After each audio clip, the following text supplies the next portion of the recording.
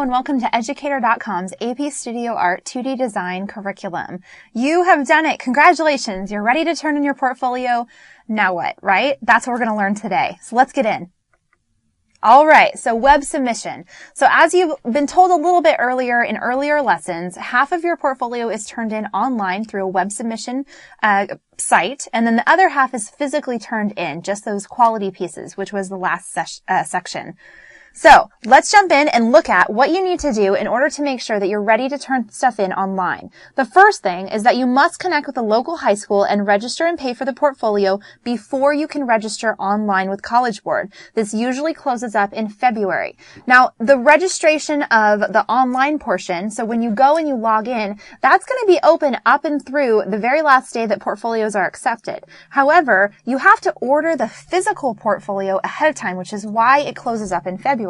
Because you can go ahead and register online, but if you can't physically turn in the other parts, you're going to be in a little bit of a bad way. So you need to make sure that you have connected. Please, please, please make sure that you have connected with a local high school. You must. And you also are going to get some information from them, and that's going to allow you to register online.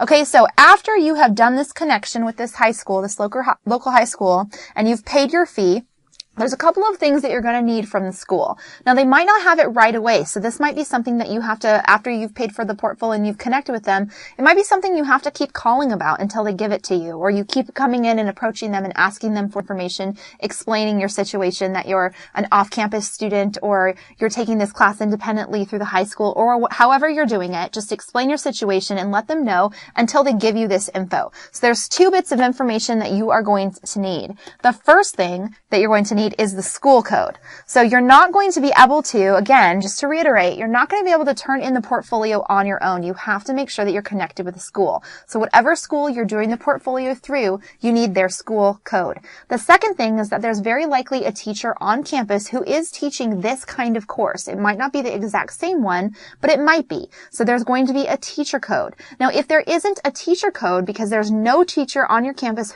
whatsoever who's teaching this kind of course, you're going to need to connect with the AP advisor, the major person, whoever is running the AP program at that high school, and they're going to help you out. All right. But to submit, traditionally, you'll need a teacher code. So make sure you connect and ask them for that information ahead of time.